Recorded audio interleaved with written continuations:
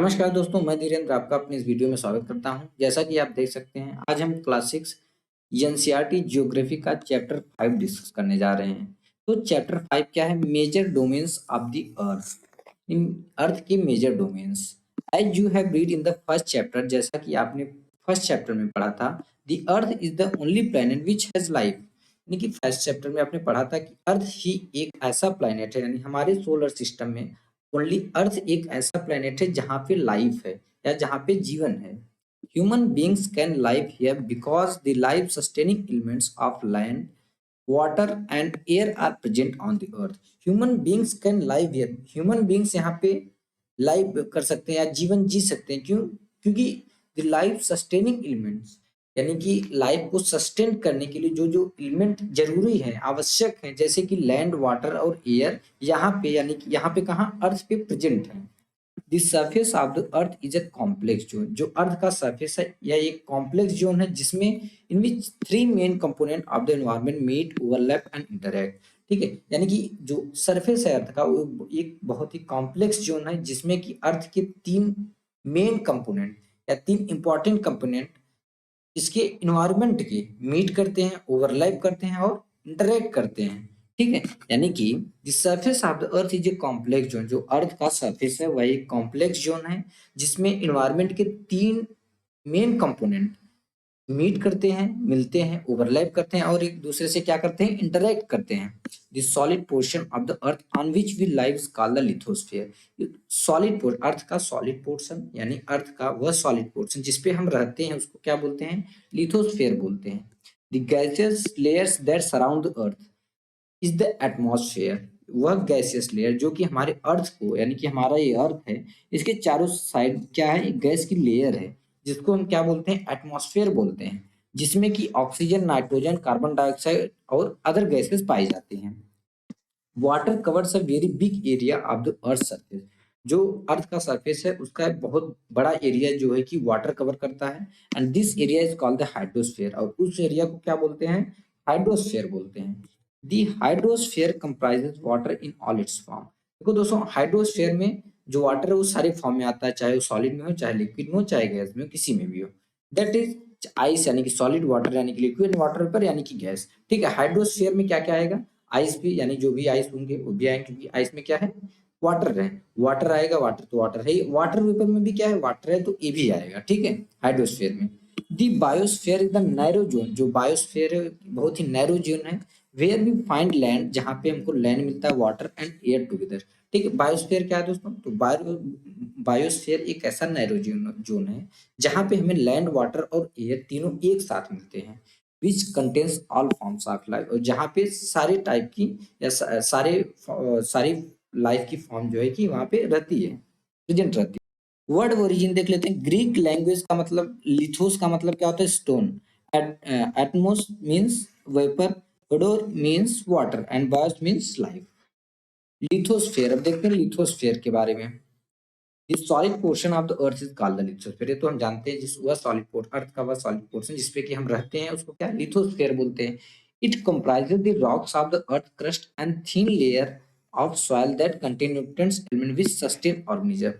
यहाँ पे सस्टेन का मतलब बनाए रखना या जीवित रखना। ऑर्गेनिजम्स, आप जानते हैं कि ऑर्गेनिज्म यानी कि जो जीव होते हैं। ठीक है, this solid portion of the, जो हमारा लिथोस्फीयर है वह किसका बना होता है? ये अर्थ क्रस्ट की रॉक का और जो सॉइल की थीन लेयर है उसका बना होता है। दैट कंटेंट, और जिसमें क्या होता है, या जो जो क्या कंटेंट करता है, जिसमें कि न्यूट्रिएंट्स एलिमेंट होते हैं विच सस्टेन ऑर्गेनिज्म, यानी कि जो जीवों के लिए इंपॉर्टेंट होते हैं या उनके लिए पोषक होते हैं, वे एलिमेंट्स पाए जाते हैं किसमें? लिथोस्फीयर में।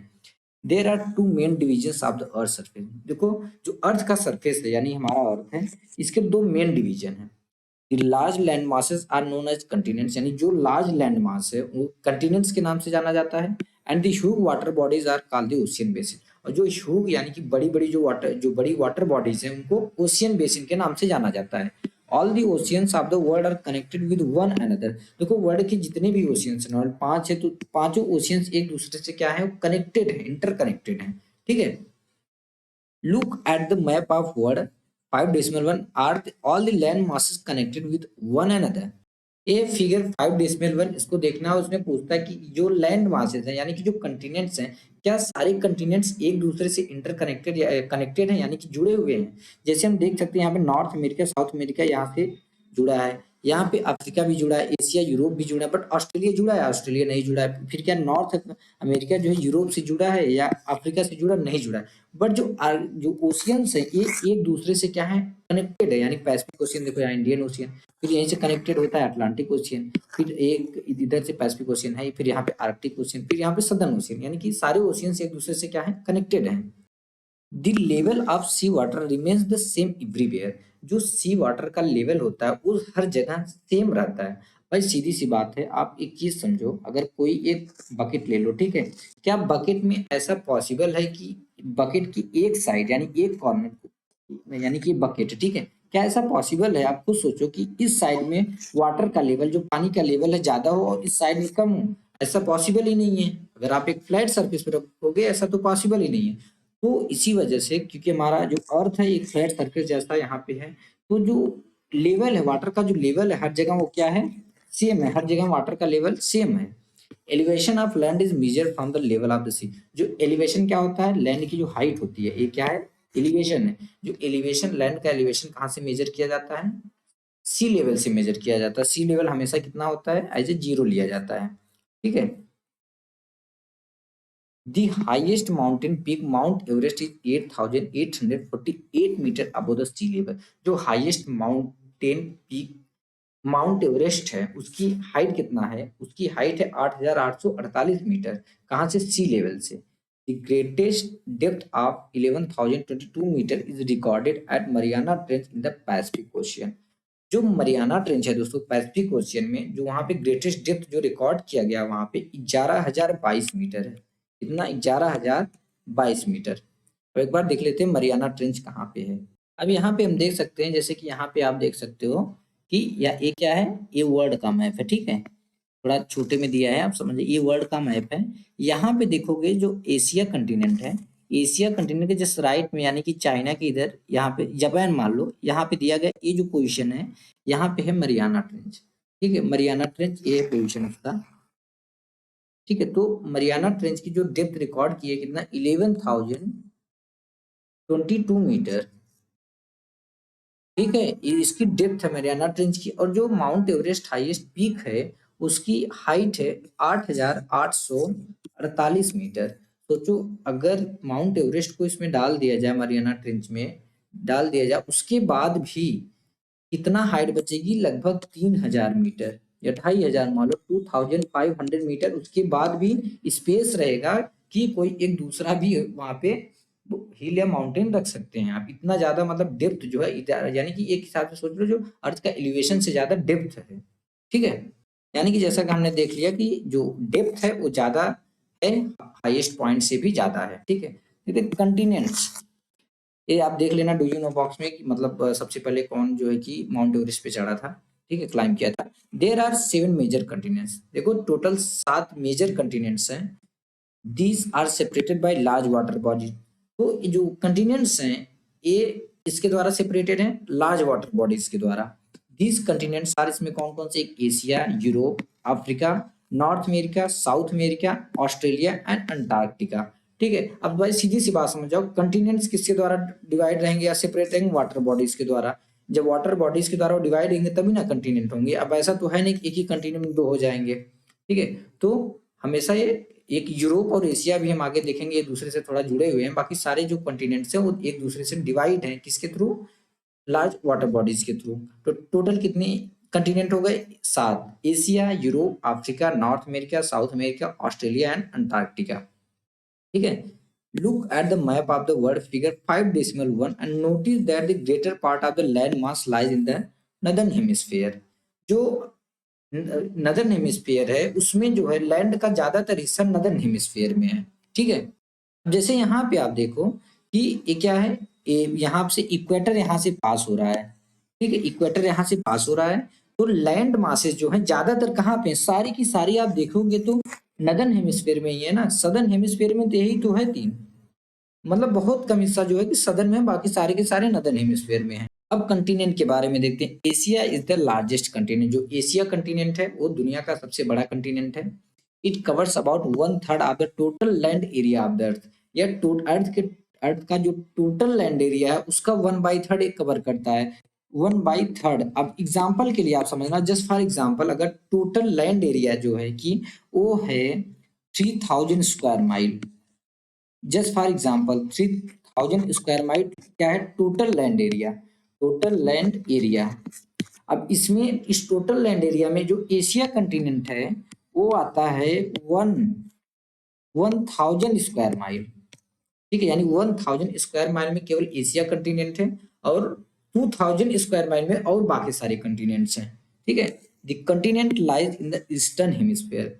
जो कंटिनेंट्स हैं वो, जो एशिया कंटिनेंट है वो कौन से हेमिस्फीयर में? ईस्टर्न हेमिस्फीयर में है। The tropic of cancer passes through this continent. जो ट्रॉपिक ऑफ कैंसर है वो एशिया कंटिनेंट से पास होता है। Asia is separated from Europe by the Ural mountains on the west. जो एशिया कंटिनेंट है वो यूरोप कंटिनेंट से एक माउंटेन के थ्रू जो है कि डिवाइड है या सेपरेट है। उस माउंटेन का क्या नाम है? उरल माउंटेन, जो कि वेस्ट साइड में डिवाइड है। ठीक है। The combined land mass of Europe and Asia is called Eurasia. जो कंबाइंड लैंड मास है यूरोप और एशिया का इंक्लूड करके उसको यूरेशिया यूरेशिया बोला जाता है। अब जैसे यहाँ पे हम देख सकते हैं कि ये है एशिया कंटिनेंट। एशिया कंटिनेंट के बारे में हमने क्या क्या देखा? एशिया जो है कि अब देखने से ही आपको समझ में आ जाएगा ये सबसे बड़ा, यानी कि हमारे अर्थ का सबसे बड़ा कंटिनेंट कौन है? एशिया कंटिनेंट है।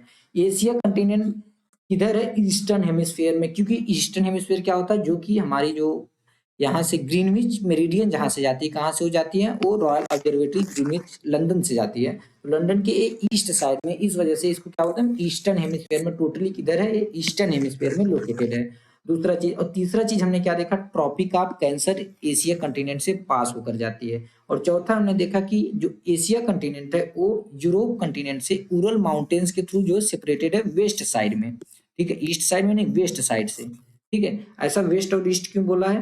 कि ईस्ट साइड है, अगर आप एक स्फेरिकल देखोगे, मतलब अर्थ को रियल में देखोगे, तो इस वजह से यहाँ पे वेस्ट दिया। ठीक, यहाँ पे समझ में आ जा रहा है, बट उधर आपको समझ में नहीं आएगा क्लियरली। तो एशिया कंटिनेंट यूरोप कंटिनेंट से डिवाइड है किसके थ्रू?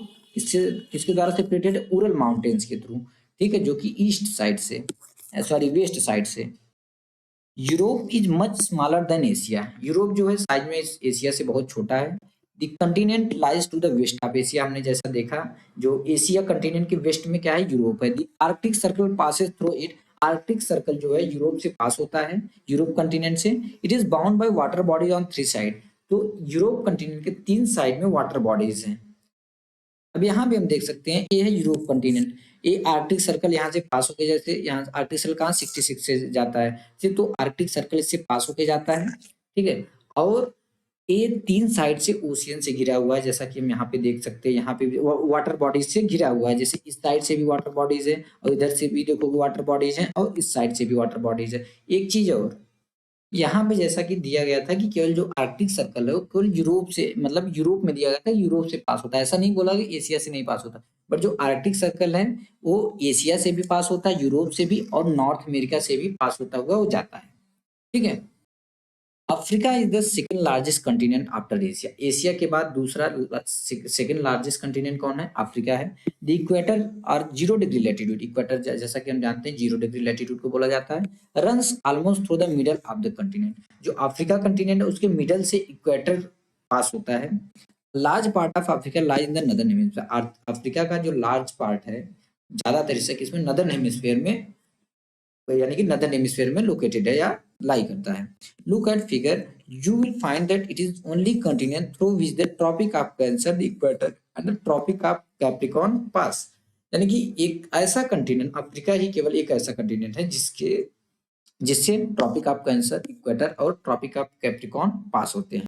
अब जैसे यहाँ पे हम देख सकते हैं कि जो ये है अफ्रीका कंटिनेंट। अफ्रीका कंटिनेंट के देखेंगे लगभग मिडल से क्या जा रहा है? इक्वेटर जा रहा है, लगभग ये मिडल से जा रहा है। ठीक है। और एक ऐसा केवल ये, यानी कि केवल ऐसा कंटिनेंट, एक ही ऐसा कंटिनेंट अफ्रीका है जिससे कि ट्रॉपिक ऑफ कैंसर, इक्वेटर और ट्रॉपिक ऑफ कैप्रिकॉर्न तीनों पास होते हैं। ठीक है। This Sahara desert, the world's largest hot desert, is located in Africa. Sahara desert जो कि दुनिया का सबसे बड़ा गर्म डिजर्ट कहा जाता है वो अफ्रीका में लोकेटेड है। The continent is bound on all side by ocean and sea. Continent चारों साइड से ओशियन और सी से घिरा हुआ है। The world longest river the Nile flows through Africa. इसको नाइल, हिंदी में इसको नील भी बोलते हैं, ठीक है। तो वर्ल्ड की जो सबसे लंबी रिवर है नाइल, जो कि कहाँ से फ्लो होती है, अफ्रीका से ही फ्लो होती है। Notice here the equator the tropic of cancer the tropic of Capricorn pass in the map of Africa. जैसा कि हमने देख लिया कि कहाँ कहाँ से ये जो ट्रॉपिक ऑफ कैंसर है, इक्वेटर है, और ट्रॉपिक ऑफ कैप्रिकॉर्न अफ्रीका से पास होती है, ठीक है।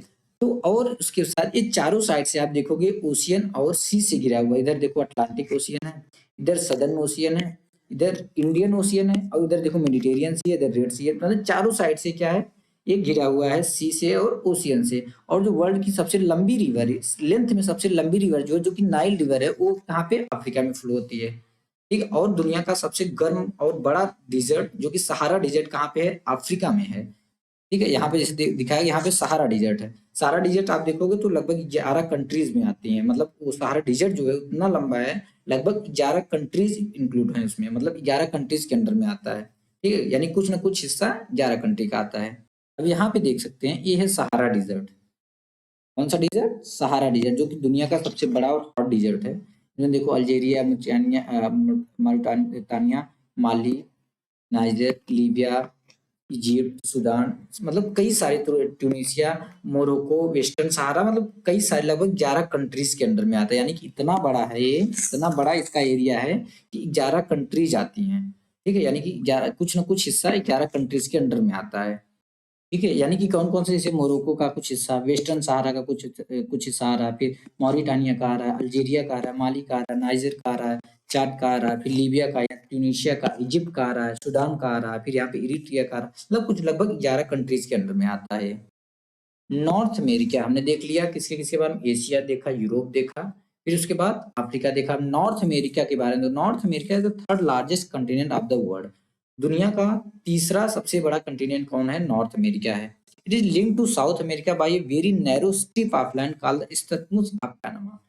यह जो नॉर्थ अमेरिका है, साउथ अमेरिका से एक बहुत ही narrow strip of land, strip of मतलब लैंड की एक स्ट्रिप से जुड़ा हुआ है, जिसको कि इस्थमस ऑफ पनामा बोलते हैं। ये देखो, ये क्या है, very narrow land, strip of land है। इसी से नॉर्थ अमेरिका किससे लिंक्ड है, साउथ अमेरिका से बोलते हैं। इस्थमस क्या होता है, क्या होता है, a narrow strip of land joining two land masses. यानी यह एक नैरो लैंड की स्ट्रिप होती है जो कि दो लैंड मासेस को ज्वाइन करती है, उसको इस्थमस बोला जाता है। तो इसको क्या, इस्थमस ऑफ पनामा बोलते हैं। दी कंटिनेंट के पनामा क्यों बोलते हैं, क्योंकि एक कंट्री है यहीं पे, एक पनामा कंट्री, इस वजह से बोलते हैं।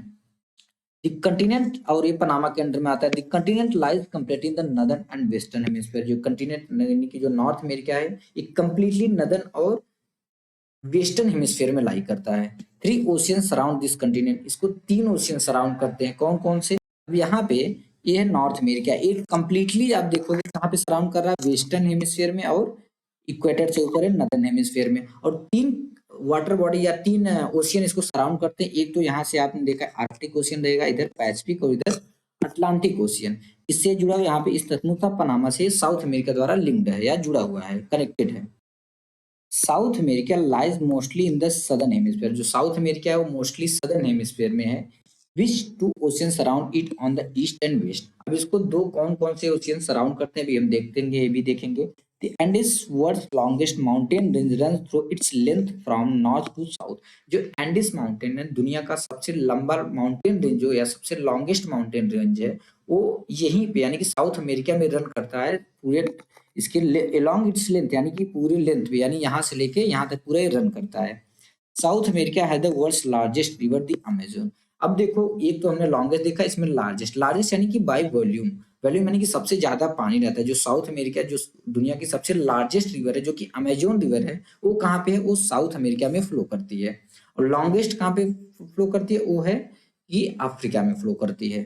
यहाँ पे आप देखो, ये है साउथ अमेरिका, ये कहाँ पे लाई कर रहा है, टोटल ये पूरी पूरी तरीके से वेस्टर्न हेमिस्फीयर में, और सदर्न, मोस्टली बोला है, मोस्टली सदर्न हेमिस्फीयर में, यानी कुछ हिस्सा इसका नदर्न हेमिस्फीयर में भी है, क्योंकि यहाँ से इक्वेटर पास हो रहा है, यहाँ पे कुछ हिस्सा पड़ रहा है और नीचे है। और एंडिस माउंटेन यहाँ से यहाँ तक आप देखोगे पूरा इसके अलोंग इट्स लेंथ क्या होता है कि जाता है या रन करता है। जो कि दुनिया का सबसे लंबा माउंटेन या लार्जेस्ट जो है कि लॉन्गेस्ट माउंटेन रेंज है एंडीज माउंटेन, और अमेजोन रिवर जो कि दुनिया की सबसे बड़ी बाई वॉल्यूम रिवर है, वो भी इसी में कहाँ पे साउथ अमेरिका में फ्लो करती है। और आगे पूछा था इसमें इसको ईस्ट और वेस्ट साइड से कौन कौन से ओशियन इसको बाउंड करते हैं, या कौन कौन इसके वेस्ट और ईस्ट साइड में कौन कौन से ओशियन है। ये है ईस्ट साइड, तो ईस्ट साइड में इसके कौन सा ओशियन है, अटलांटिक ओशियन है। और ये है वेस्ट साइड, इसके वेस्ट में कौन सा है, पैसिफिक ओशियन है। अब यहाँ पे हम देख लेते हैं Australia. Australia is the smallest continent that lies entirely in the southern hemisphere. Australia जो है कि सबसे छोटा, दुनिया का सबसे छोटा कंटिनेंट कौन है, स्मॉलेस्ट कंटिनेंट, सबसे छोटा कंटिनेंट ऑस्ट्रेलिया है, जो कि पूरी तरीके से इंटायरली मतलब पूरी तरीके से सदर्न हेमिस्फीयर में लाई करता है। It is surrounded on all side by the ocean and sea. ये चारों साइड से, यानी कि ऑस्ट्रेलिया ये चारों साइड से ओशियन और सी से घिरा हुआ है, इस वजह से it is called an island continent. Island क्या होता है, आइसलैंड ऐसा होता है जो कि चारों साइड से वाटर बॉडी से या वाटर से घिरा होता है, इस वजह से इसको क्या बोलते हैं, वाटर कंटिनेंट, आइसलैंड कंटिनेंट बोला जाता है। Antarctica completely in the southern hemisphere, जो अंटार्कटिका है वो भी कंप्लीटली सदर्न हेमिस्फीयर में। It is a huge continent, the south pole lies almost at the centre of this continent. तो अंटार्कटिका के सेंटर पे, लगभग सेंटर पे साउथ पोल हमारा लाई करता है। As it is located in the south polar region, क्योंकि यह जैसा कि हमने देखा है साउथ पोलर रीजन में लोकेटेड है। It is permanently covered with thick ice sheet, यह परमानेंटली थिक आइस शीट से कवर्ड रहता है। There are no permanent human settlement, यहाँ पे कोई कोई परमानेंट ह्यूमन सेटलमेंट नहीं है, जैसा कि मतलब घर बना के कोई यहाँ पे रहता नहीं है। बट मैनी कंट्रीज है research station in Antarctica, but बहुत सारी कंट्रीज के रिसर्च स्टेशन जो है अंटार्कटिका में है। इनमें से इंडिया है, इंडिया आल्सो है रिसर्च स्टेशन देयर। इंडिया का भी रिसर्च स्टेशन वहाँ पे है, इनका नाम क्या क्या, दीज आर नेम्ड एज मैत्री एंड दक्षिण गंगोत्री। तो दो रिसर्च स्टेशन वहाँ पे इंडिया के हैं। तो यहाँ पे थोड़ा देख लेते हैं एक स्टेट क्या होता है, हमने सुना होगा ना पाल स्टेट, मतलब कई सारे स्टेट का नाम हमने सुना होगा, इनमें स्टेट होते क्या हैं।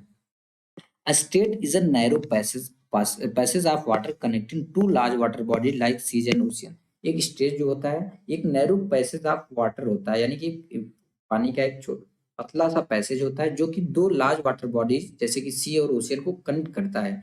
अब यहाँ पे पूछा है कि जो name the state between India और श्रीलंका, इंडिया और श्रीलंका के बीच में जो स्टेट है उसका नाम क्या है, उसका नाम है पाल्क स्टेट। ठीक है, पाल्क स्टेट। तो हम देख लेते हैं थोड़ा ऑस्ट्रेलिया और अंटार्कटिका के बारे में। जैसे यहाँ पे आप देख लो ये है इक्वेटर, ऑस्ट्रेलिया भी पूरी तरीके से सदर्न हेमिस्फीयर में है और ये चारों साइड से वाटर बॉडी से घिरा हुआ है, और अंटार्कटिका भी पूरी तरीके से सदर्न हेमिस्फीयर में है। ठीक है, और लगभग इसके सेंटर पे क्या है, अपना साउथ पोल है। और यहाँ पे कोई परमानेंट सेटलमेंट नहीं है, यहाँ पे बहुत सारी कंट्रीज के रिसर्च स्टेशन है, और हमारी कंट्रीज के भी यहाँ पे दो रिसर्च स्टेशन है, जिसका नाम, एक का नाम है मैत्री और दूसरे का नाम है दक्षिण गंगोत्री। उनका लोकेशन हम देख लेते हैं। अब जैसे यहाँ पे हम देख सकते हैं ये है हमारा अंटार्कटिका कंटिनेंट, यहाँ इसके लगभग एकदम ऑलमोस्ट सेंटर में हमारा साउथ पोल लाई करता है। ये सारी जो कंट्रीज है उनके जो रिसर्च स्टेशन है उनके नाम दिए गए हैं। लेकिन यहाँ पे आप देखोगे, यहाँ पे आपका हमारा जो इंडिया का मैत्री जो रिसर्च स्टेशन है यहाँ पे है, और जो दक्षिण गंगोत्री है वो यहाँ पे है। ठीक है, और बाकी अदर कंट्रीज के दिए गए हैं। और ये सब जो सर्कल आपको दिखाई दे रहा है ये सब जैसे ऑस्ट्रेलिया क्लेम करता है कि ये सारा रीजन जो है इससे बिलोंग करता है, यानी इसका है। और इधर नॉर्वे, जो नॉर्वे की गवर्नमेंट है वो क्लेम करती है, इधर फिर ब्रिटिश क्लेम करते हैं, इधर न्यूजीलैंड क्लेम करता है। मतलब बहुत सारी ये सारी कंट्रीज जो है क्लेम करती हैं कि ये वाला हिस्सा हमारे साइड है इसलिए हमारा है।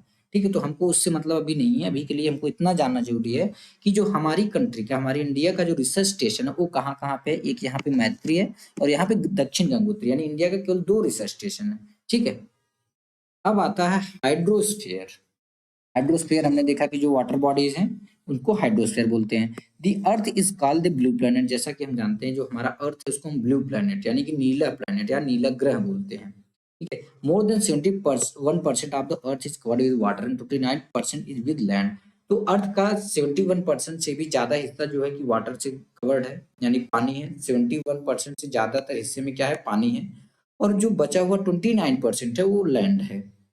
Hydrosphere consist of water in all it's form, जैसा कि हमने ऑलरेडी पढ़ा था, जो हाइड्रोस्फीयर में पानी जितने भी फॉर्म है, सॉलिड हो, लिक्विड या गैस, वो सारा का सारा हाइड्रोस्फीयर में आता है। As running water in ocean and rivers and in lakes, ice in glaciers, underground water and the water vapour in atmosphere all comprise the hydrosphere.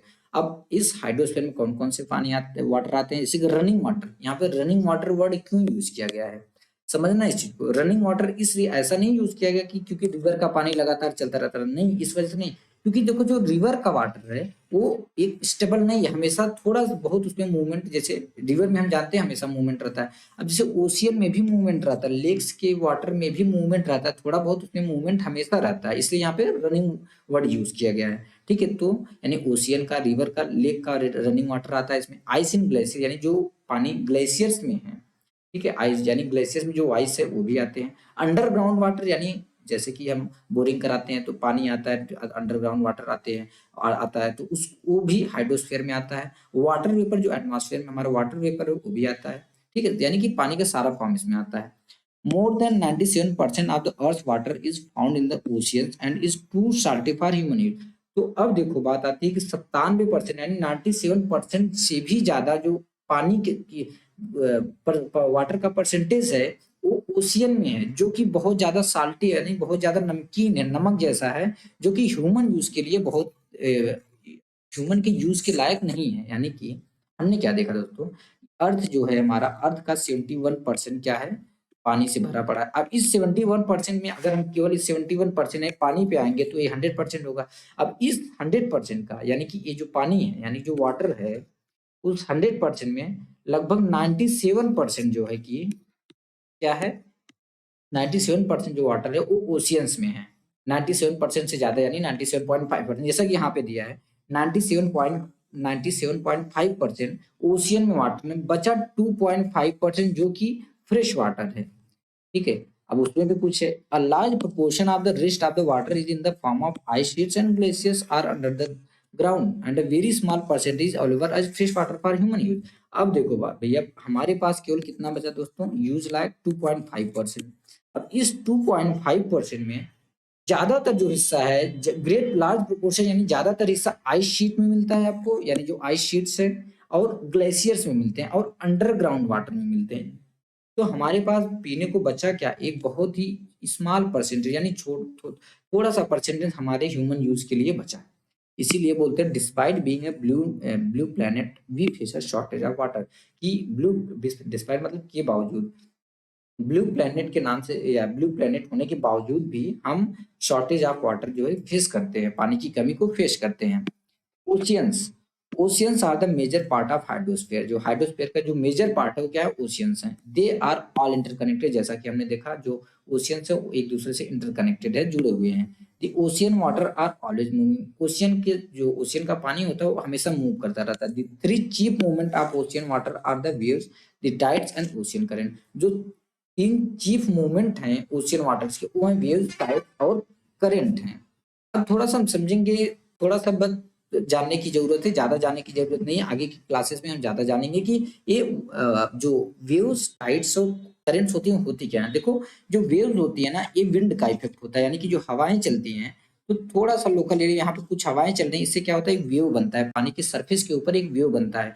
तो यानी कि वेव किसकी वजह से आता है, विंड की वजह से, हवाओं की वजह से आता है। अब टाइड किसकी वजह से आता है, आप जानते हैं कि यानी कि मून और सन के ग्रेविटेशनल इफेक्ट की वजह से टाइड आता है, या मून के ग्रेविटेशनल इफेक्ट की वजह से क्या आता है, टाइड आता है majorly.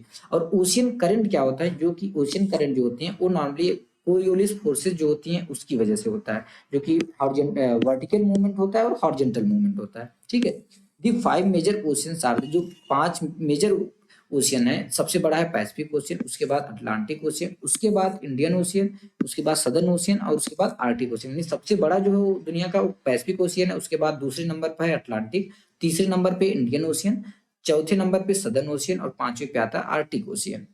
The Pacific ocean is the largest ocean, जो पैसिफिक ओशियन है वो सबसे बड़ा है। It is spread over 1/3 of the अर्थ। अब देखो भैया 1/3 ऑफ द अर्थ पे जो है कि क्या है, पैसिफिक ओशियन है, यानी कि अगर सेम एग्जांपल, अगर 3000 स्क्वायर माइल अर्थ का सरफेस है टोटल, उसमें से 1000 स्क्वायर माइल पे पैसिफिक ओशियन आपका फैला हुआ है, बाकी 2000 स्क्वायर माइल पे सारे ओशियन, ओशियन और जो भी कंटिनेंट है। Mariana trench the deepest part of the earth lies in the Pacific ocean. तो हमने जैसा कि देखा जो मरियाना ट्रेंच है जो कि डीपेस्ट पार्ट ऑफ द अर्थ है, वो कहाँ पे लाई करती है, पैसिफिक ओशियन में।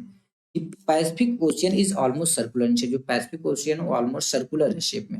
Asia, Australia, north and south America surrounded, यानी कि एशिया, कौन कौन से कंटिनेंट्स को सराउंड करते हैं? Asia, Australia, north and south America इसके चारों साइड पे हैं, जैसा कि हमने देखा। फिर से देख लेते हैं। यहाँ पे आप देखो कौन कौन से सराउंड कर रहे हैं। यहाँ पे नॉर्थ अमेरिका, साउथ अमेरिका, फिर यहाँ पे एशिया और Australia. The Atlantic ocean is the second largest ocean. Atlantic दूसरा सबसे बड़ा ओशियन है। इट इज यस शेप, इसका जो शेप है यस शेप का है। It is flanked by the north and south Americas on the western side and Europe and Africa on the eastern side. Flank का मतलब क्या होता है?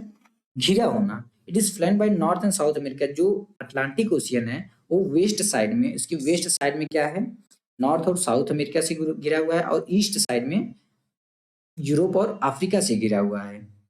The coastline of Atlantic ocean is highly indented. जो इसका coast line है, यानी जो इसकी समुद्री तट जो इसका है ना, वो क्या है? इंडेंटेड मतलब दांत के आकार का। दांत के आकार का मतलब ऐसे ऐसे समथिंग इरेगुलर है, ठीक है।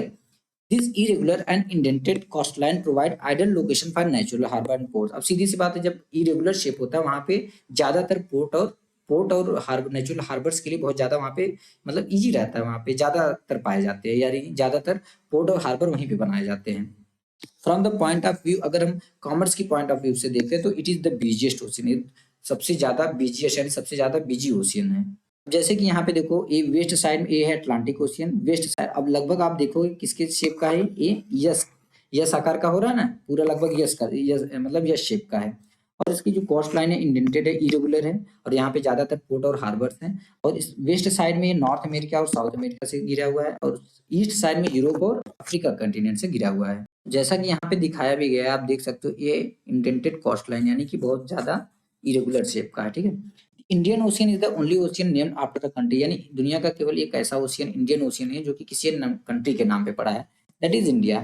The shape of ocean is almost triangular. जो इसका शेप है वो लगभग ट्रायंगुलर है। In the north it is bound by Asia, in the west by Africa and in the east by Australia. The southern ocean encircles the continent of the Antarctica and extend to northward to 60 degree south latitude. पहले हम Indian ocean का देख लेते हैं। Indian ocean आप देखोगे लगभग ये क्या है शेप में, क्या है? लगभग ये ट्रायंगुलर है। यहाँ से आप देखोगे क्या है? ट्रायंगुलर है। अपने ये ऊपर के साइड या नॉर्थ के साइड किससे है? एशिया के साइड, मतलब एशिया से घिरा हुआ है। वेस्ट साइड में अफ्रीका से, और ईस्ट साइड में ऑस्ट्रेलिया कंटिनेंट से घिरा हुआ है। आगे बोलता है जो सदर्न ओशियन है वो क्या करता है? अंटार्कटिका जो कंटिनेंट है उसको इंसर्कल करता है, यानी कि अगर सपोज ये अंटार्कटिका कंटिनेंट हो गया, इसको इंसर्कल मींस ये सदर्न ओशियन इसी को इंसर्कल कर रहा है, मतलब अंटार्कटिका कंटिनेंट इसी के अंडर में आता है, यानी कि इसी के अंदर है।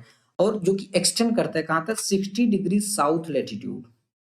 यानी कि यहाँ पे अब यहाँ पे है सदर्न ओशियन, ठीक है। तो सदर्न ओशियन इंसर्कल कर रहा है अंटार्कटिका कंटिनेंट को, और सदर्न ओशियन कहाँ तक एक्सटेंड करता है? 60 डिग्री साउथ लैटिट्यूड, यानी कि ये 60 डिग्री जो है यहीं तक जो है कि क्या है? ये सदर्न ओशियन है, ठीक है।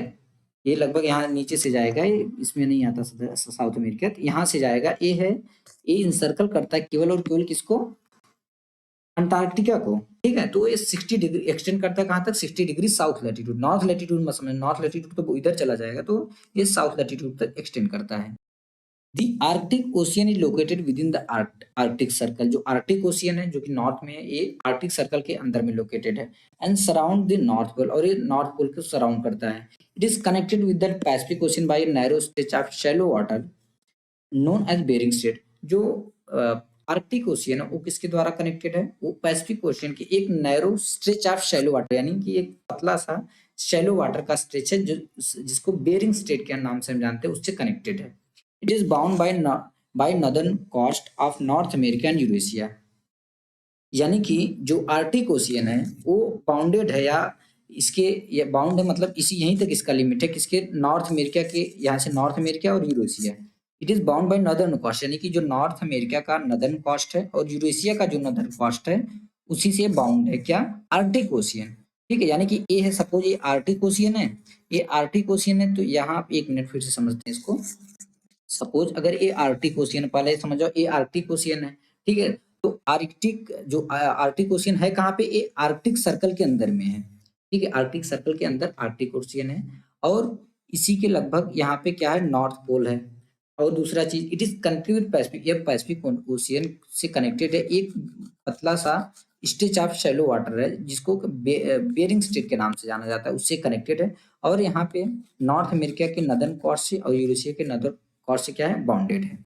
जैसे यहाँ पे देख लो, जो आर्कटिक ओशियन जो आर्कटिक सर्कल है कहाँ से जाता है, 66.5 डिग्री से जाता है। तो आर्कटिक सर्कल के अंदर आर्कटिक ओशियन आता है, ठीक। तो आर्कटिक ओशियन बाउंड है इसके जो हमारा यूरोप है उसके नदर्न कॉस्ट से और नॉर्थ अमेरिका के नदर्न कॉस्ट से, ठीक है। और दूसरी जो चीज है कि ये जो आर्कटिक ओशियन है ये पैसिफिक ओशियन से कनेक्टेड है, एक shallow strip of shallow water, यानी कि यहाँ पे आप देखोगे यहाँ पे, ठीक है, यहाँ पे एक शैलो स्ट्रिप ऑफ वाटर है जिसको कि जिसका नाम क्या है, एक स्टेट जो कि इसका नाम है बेरिंग स्टेट, ठीक है। और एक चीज, हाँ, यहाँ पे यूरेशिया की बात, मतलब यूरोप और एशिया के नॉर्थ साइड से फ्लैंक्ड है, यानी यूरेशिया यूरोप और एशिया को मिला के जो एरिया है उसके नॉर्थ साइड से या नॉर्थ कोस्ट लाइन से बाउंडेड है। अब आता है atmosphere. The earth is surrounded by a layer of gas called atmosphere. जैसा कि हम जानते हैं जो अर्थ है वो एक लेयर ऑफ गैस से सराउंडेड है जिसको एटमॉस्फेयर बोलते हैं। This thin blanket of air is an integral and important aspect of the planet. This thin blanket of air की थिन ब्लैंकेट है, it is an integral and important aspect of the planet. ये हमारे planet का एक बहुत ही integral और important aspect है।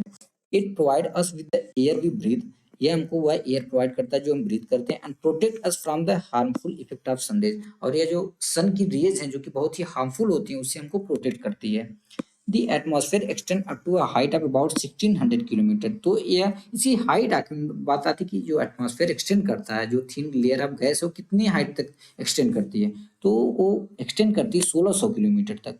The atmosphere is divided into 5 layers based on composition, temperature and other property. जो एटमॉस्फेयर है वो 5 लेयर्स में डिवाइड है जो कि किसके बेसिस पे, कंपोजिशन, टेम्परेचर और अदर प्रॉपर्टीज के बेसिस पे। These layers starting from Earth's surface are called the troposphere, the stratosphere, the mesosphere, the thermosphere and exosphere। तो अब अगर हम स्टार्टिंग फ्रॉम लैंड या फ्रॉम अर्थ सरफेस से करें तो पहले आता है ट्रोपोस्फेयर, स्ट्रेटोस्फेयर, मेसोस्फेयर, थर्मोस्फेयर और उसके बाद आता है एक्सोस्फेयर यहाँ पे, ठीक है। The atmosphere is composed mainly of nitrogen and oxygen which makes up about 99% of clean dry air। जो एटमॉस्फेयर है मेनली किसका बना हुआ है, नाइट्रोजन का और ऑक्सीजन का, जिसका टोटल क्वांटिटी आता है 99% क्लीन और ड्राई एयर। नाइट्रोजन का परसेंटेज है 78%, ऑक्सीजन का 21% और अदर गैसेज हैं like carbon dioxide, argon and other comprise 1% by volume, ठीक है। बाकी सारी मिला के लगभग केवल 1% आती हैं। Oxygen is the breath of life while nitrogen help in the growth of living organism. जो oxygen is the breath of life, जैसा कि हम जानते हैं क्योंकि हम लोग इसी से ब्रीथ करते हैं, तो ऑक्सीजन क्या है, लाइफ की ब्रीथ है। जो कि जो नाइट्रोजन है वो हेल्प करता है ग्रोथ ऑफ लिविंग, और यानी कि लिविंग जो लिविंग ऑर्गेनिज्म है उनके ग्रोथ में बहुत ज्यादा मदद करता है। कार्बन डाइऑक्साइड दो प्रेजेंट इन मिनट अमाउंट, यानी जो जैसा कि हमने देखा जो CO2 है बहुत कम मात्रा में प्रेजेंट है। It is important as it observe heat radiated by the earth. यह बहुत ही इंपॉर्टेंट हमारे लिए क्योंकि जो हीट रेडिएट होती है अर्थ के द्वारा, जो हीट रेडिएट होती है उसको एब्जॉर्ब कर लेती है, thereby keeping the planet warm, जिससे कि जो हमारा प्लेनेट रहता है वो वार्म रहता है। It is also essential for the growth of plants. और जो CO2 है प्लांट्स की ग्रोथ के लिए भी बहुत ज्यादा इसेंशियल है, जैसा कि हमने साइंस में पढ़ा था। The density of the atmosphere varies with height. जो एटमॉस्फेयर की डेंसिटी है वो भी हाइट के साथ वेरी करती है। It is maximum at the sea level and decrease rapidly as we go. तो जो डेंसिटी है वो मैक्सिमम सी लेवल पे मैक्सिमम रहती है, उसके बाद धीरे धीरे क्या होती है, कम होती चली जाती है, ठीक है। You know the climbers experience problem in breathing due to this decrease in the density. आप जैसा कि आप क्या आपको पता होगा जो क्लाइंबर होते हैं यानी जो माउंट पे जो चढ़ते हैं उनको बहुत प्रॉब्लम होती है, जैसे वो हाइट पे जाते हैं सांस लेने में, क्यों, क्योंकि ये डेंसिटी वहां की बहुत कम हो जाती है। इसलिए वो कैरी करते हैं अपने साथ oxygen cylinder to be able to breathe at high altitude. इसलिए वो अपने साथ यहाँ पे जैसे देख सकते हो आप क्या ऑक्सीजन सिलेंडर को कैरी करते हैं ताकि हाई एल्टीट्यूड पे क्या वो सांस ले सके, ब्रीथ कर सके। The temperature also decrease as we go upward. जैसे जैसे हम ऊपर जाते हैं तो टेम्परेचर भी कम होता है, यानी कि तापमान भी कम होता है, घटता है। The atmosphere exert pressure on the अर्थ। क्योंकि हम जानते हैं जो एटमॉस्फेयर है वो अर्थ पे प्रेशर एग्जर्ट करता है, प्रेशर लगाता है। This vary from place to place. यह प्लेस टू प्लेस वेरी करता है। Some area experience high pressure and some area low pressure. कुछ एरिया हाई प्रेशर एक्सपीरियंस करते हैं, कुछ low pressure. Air move from high pressure to low pressure. जैसा कि हम जानते हैं, हमेशा याद रखना, जो एयर है वो high pressure area to low pressure area move करता है। Moving air is known as wind. जैसा कि विंड हम तो जानते हैं कि हवा होती क्या है, तो moving air is known as wind, यानी कि जो एयर एक जगह से दूसरी जगह मूव करती है उसको विंड बोलते हैं। मतलब biosphere the domain of life. Biosphere को क्या बोलते हैं? Domain of life. The biosphere is the narrow zone of contact between the land water and air. जो बायोस्फीयर है वो क्या है? एक नैरो जोन ऑफ कांटेक्ट है। किसका नैरो जोन ऑफ कांटेक्ट है? लैंड वाटर और एयर का। ठीक है। It is in this zone that life that is unique to this planet exist. यही ऐसा जोन है जहां पे लाइफ जो कि एक यूनिक होती है हमारे प्लेनेट का, जो कि यूनिक, हमारे प्लेनेट का यूनिक क्या है? लाइफ है, कि यहाँ हमारे प्लेनेट पे लाइफ है, अदर प्लेनेट पे क्या लाइफ नहीं है। इसमें क्या बोला गया? इट इज दिस जोन, यह वही जोन है that life that is unique to this planet. यानी हमारा प्लेनेट क्यों, हमारे प्लेनेट का यूनिक फीचर क्या है? कि यहाँ पे लाइफ एग्जिस्ट करता है। ठीक है, तो हमारे प्लेनेट का जो यूनिक है वो यहाँ पे एग्जिस्ट करता है। यूनिक क्या है? लाइफ है। ठीक है। There are several species of organisms that vary in size from microbes and bacteria to huge mammals। यहाँ पे यानी कि इस बायोस्फीयर में बहुत सारी वैरायटी है, बहुत सेवरल स्पीसीज ऑफ ऑर्गेनिज्म, यानी ऑर्गेनिज्म की बहुत सारी स्पीसीज हैं जो कि वेरी करती है साइज में। कहाँ से? माइक्रोब से लेके बैक्टीरिया तक, माइक्रोब और बैक्टीरिया से लेकर ह्यूज ममल्स तक। All the living organism including humans are linked to each other and to the biosphere for survival.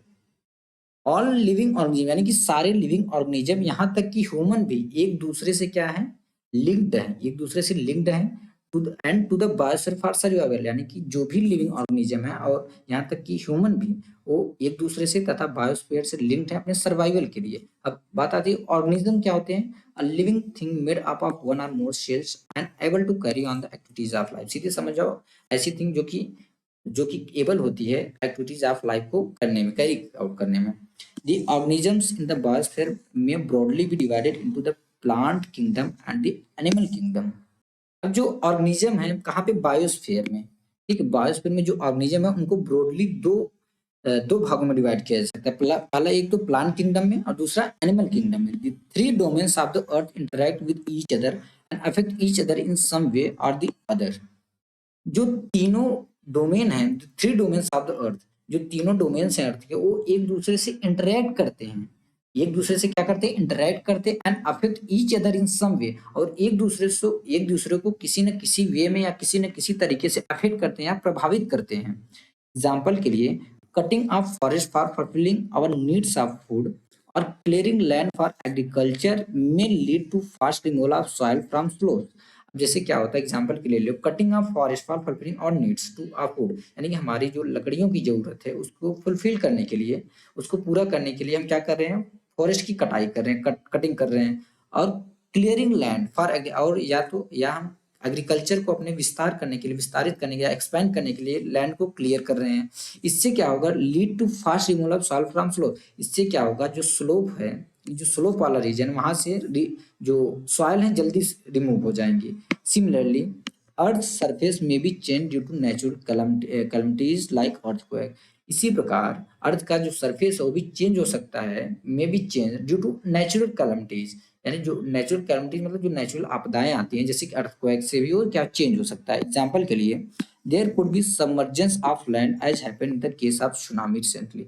जैसा कि हमने देखा था रिसेंटली जो सुनामी आई थी, उससे कुछ पार्ट जो था कुड बी सबमर्ज, कुछ लैंड जो का हिस्सा जो सबमर्ज हो गया था। Parts of Andaman and Nicobar island were submerge under water.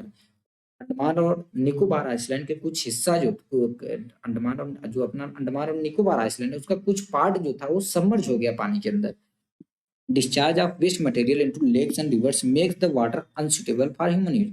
अब जो हम क्या कर रहे हैं कि जो वेस्ट मटेरियल, जो भी हमारा प्रदूषित मटेरियल है, जो वेस्ट मटेरियल हम उसको क्या डाल रहे हैं? रिवर में डालते हैं या लेक में डाल देते हैं। इससे क्या हो रहा है? जो वाटर है वो अनसुटेबल हो जा रहा है ह्यूमन यूज के लिए, यानी कि ह्यूमन अब उसको यूज नहीं कर सकता। It also damage other forms of life. इससे क्या है कि अदर फॉर्म्स ऑफ लाइफ भी जो डैमेज होती है, यानी कि अब सपोज अब पानी है उसमें तो फिश रहती हैं, अदर लिविंग ऑर्गेनिज्म रहते हैं, उनको भी तो प्रॉब्लम होता है। Emission from industries, thermal power plants and vehicles pollute the air. अब जो इंडस्ट्रीज होती हैं, बड़ी बड़ी इंडस्ट्रीज होती हैं, उनसे जो एमिशंस निकलते हैं और जो थर्मल पावर प्लांट्स होते हैं, जो व्हीकल्स होते हैं, ये क्या करते हैं, एयर को पॉल्यूट करते हैं, यानी पॉल्यूशन फैलाते हैं। Carbon dioxide is an important constituent of air. जो कार्बन डाइऑक्साइड यानी कि जो CO2 है, हमारे एयर का एक दूसरा इंपॉर्टेंट कॉन्स्टिट्यूएंट है। But increase in the amount of CO2 lead to increase in global temperature. But अब ऐसा नहीं कि देखो, जो अर्थ है या जो हमारा एटमॉस्फेयर है, उसमें हर चीज जो है इक्वल प्रोपोर्शन में, यानी कि एक सुटेबल प्रोपोर्शन में, इक्वल प्रोपोर्शन, एक सुटेबल प्रोपोर्शन में है। इससे अब CO2 भी एक किसी एक प्रोपोर्शन में है, तो उसको, इसका ये मतलब नहीं कि उसको कितना भी आप इंक्रीज करो हमारे लिए बेनिफिशियल होगा। नहीं, अगर ज्यादा इंक्रीज होगा CO2, उससे क्या होगा, ग्लोबल टेम्परेचर राइज होगा। This is term as global warming. इसी को बोलते हैं ग्लोबल वार्मिंग। ग्लोबल वार्मिंग क्या है कि जिससे जो हमारा वर्ल्ड का जो टेम्परेचर है, यानी पूरे ग्लोब का, वो बढ़ रहा है, इंक्रीज हो रहा है। There is thus a need to limit the use of resources of Earth to maintain the balance of nature between the domains of the lithosphere, the atmosphere, and the hydrosphere. इसलिए देर is thus इसलिए need to limit the use of resources of the earth, कि जो हम अर्थ के जो resources हैं, उसको उसकी जरूरतों को, यूज को लिमिट रखने के लिए लिमिट करना जरूरी है। क्यों? Maintain the balance of nature between the domains of the lithosphere, atmosphere and the hydrosphere. यानी कि जो हमारा 3 इंपॉर्टेंट डोमेन है, यानी कि लिथोस्फीयर, एटमॉस्फेयर और हाइड्रोस्फीयर के बीच का, इन तीनों डोमेन्स के बीच का जो बैलेंस है, उसको मेंटेन करने के लिए हमको जरूरी है किस चीज का, कि जो हमारे अर्थ के जो रिसोर्सेस हैं, उनका इस्तेमाल या उनकी जरूरतों को लिमिट करें। ठीक है, उनकी जरूरतों को क्या करें, हम लिमिटेड यूज करें, या उनकी जो जो भी रिसोर्सेस हैं अर्थ को, उसका उपयोग हम लिमिट में करें। ठीक है, तो फाइनली दोस्तों, हमने यह चैप्टर कंप्लीट कर लिया और आशा करता हूँ कि आपको भी यह चैप्टर समझ में आ गया होगा। मिलते हैं नेक्स्ट वीडियो।